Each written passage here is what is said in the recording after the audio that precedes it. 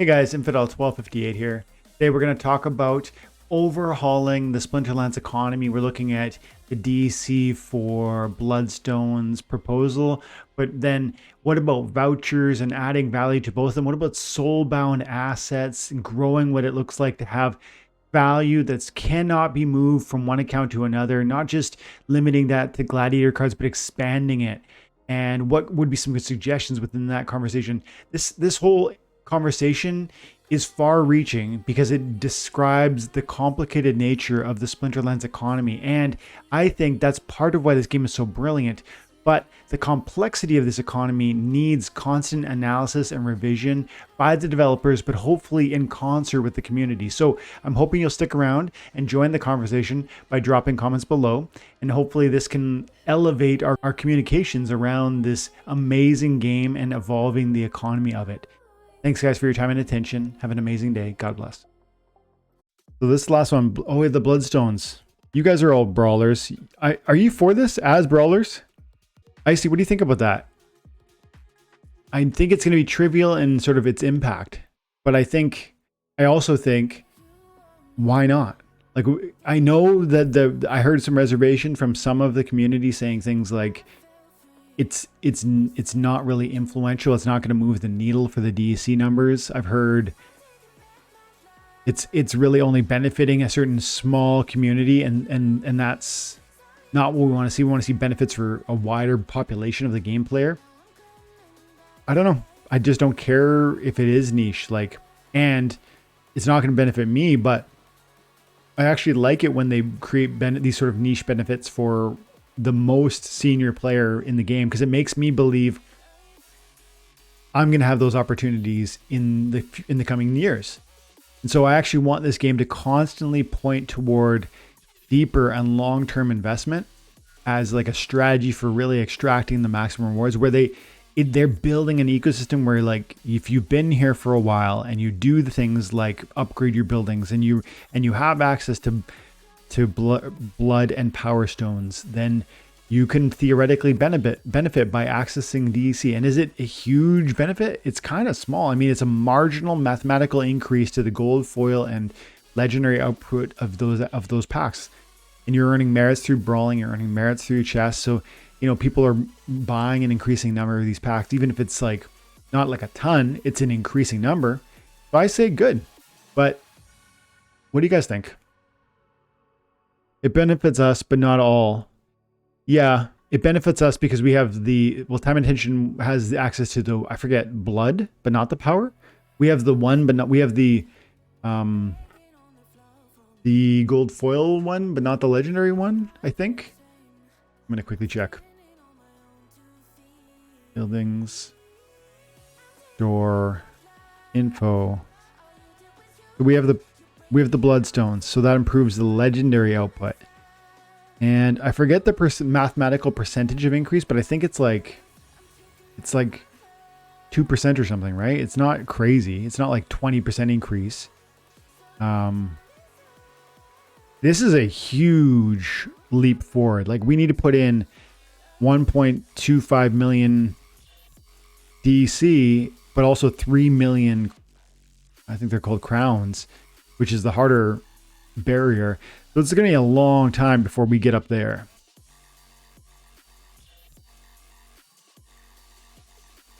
You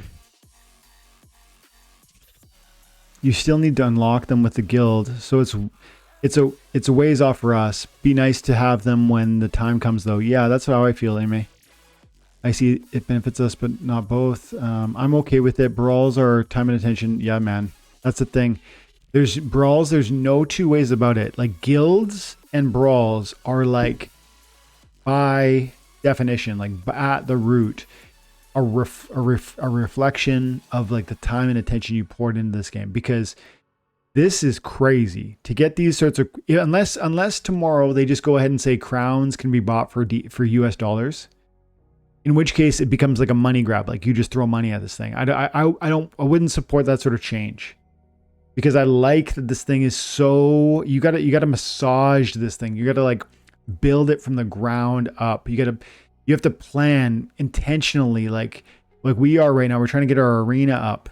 And we're trying to do as best we can in every brawl we can, so we can win as many crowns as possible, so we can unlock the higher, because the crowns are a limiting factor.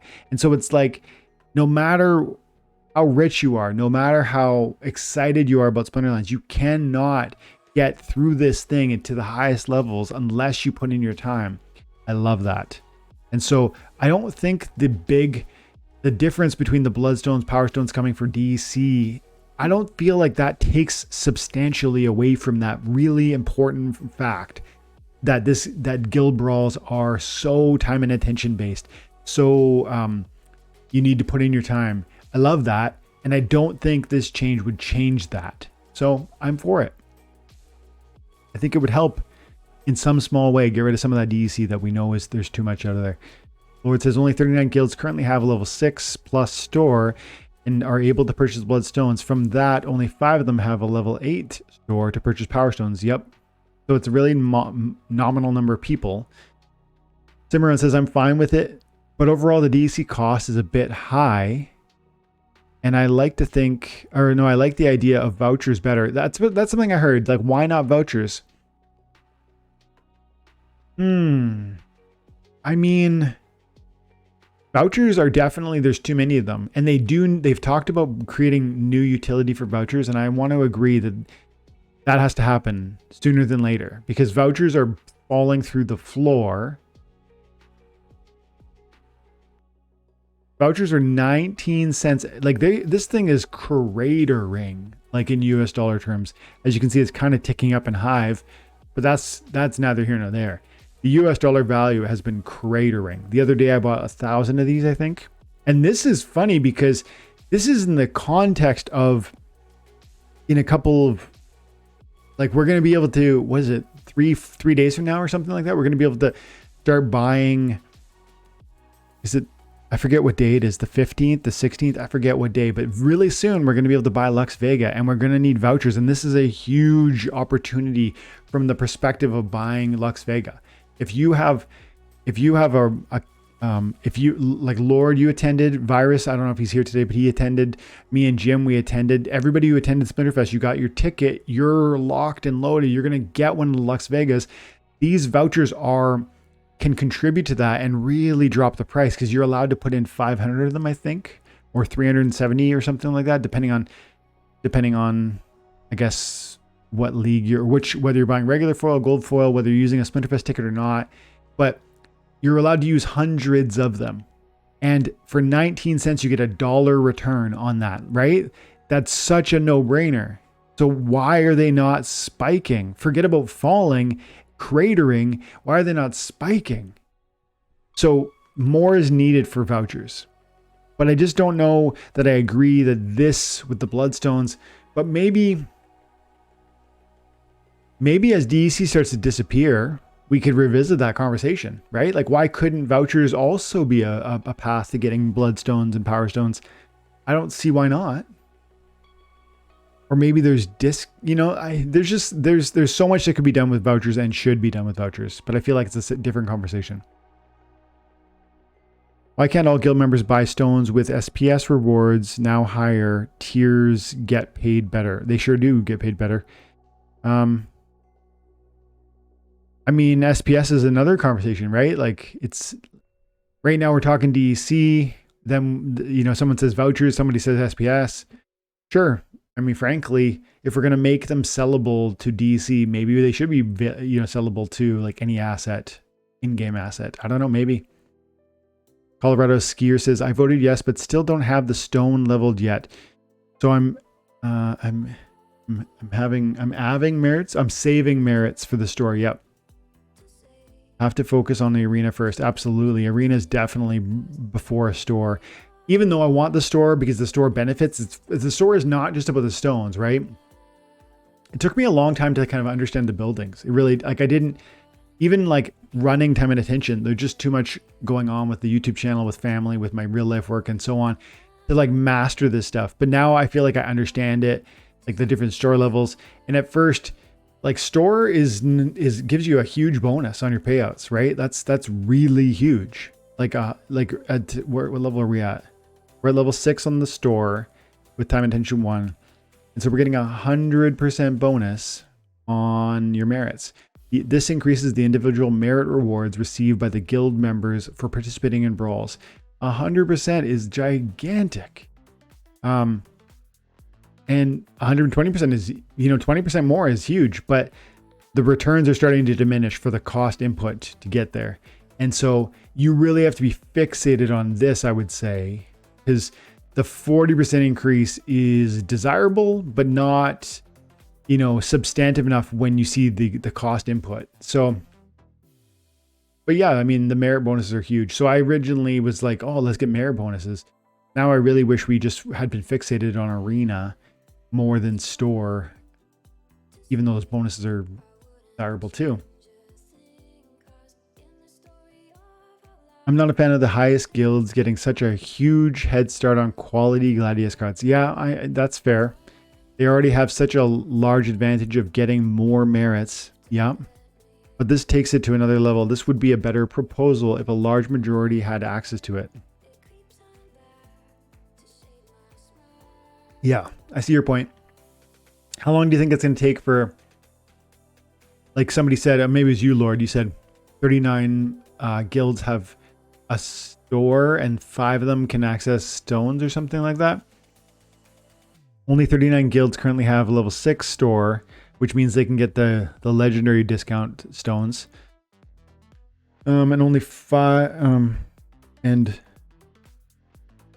from that 5 of them are able to have a level 8 store, which means power stones.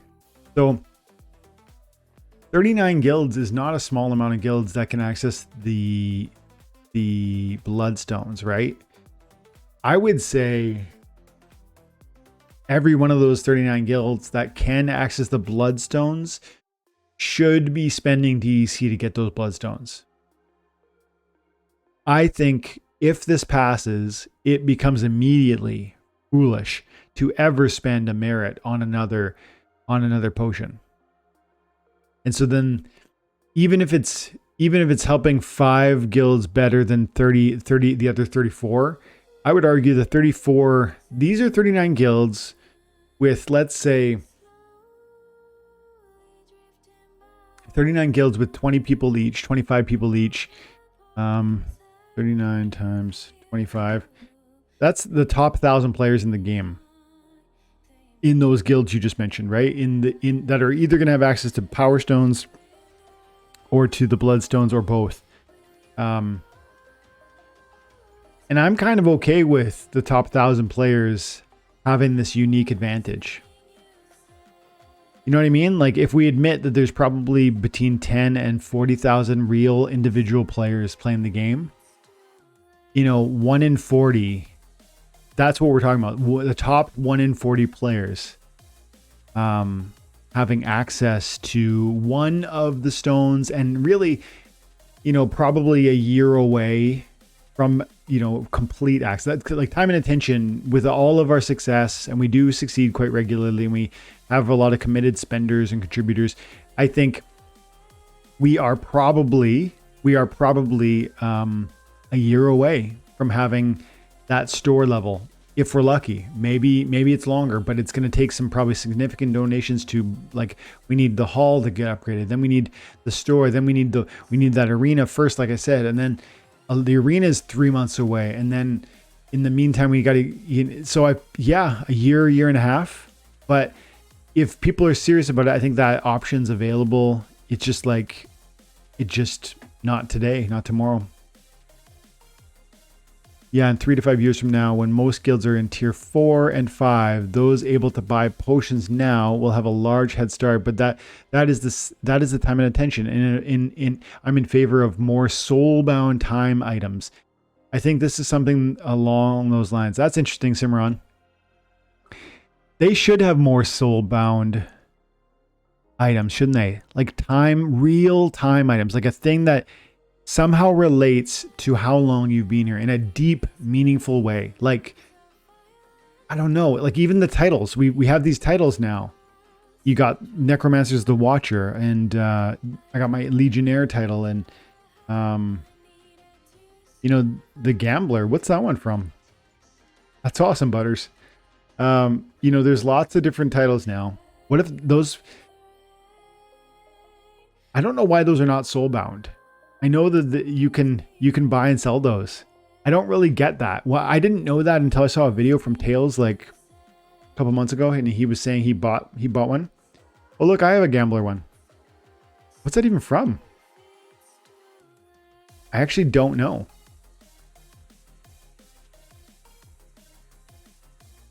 If you guys know, tell me. But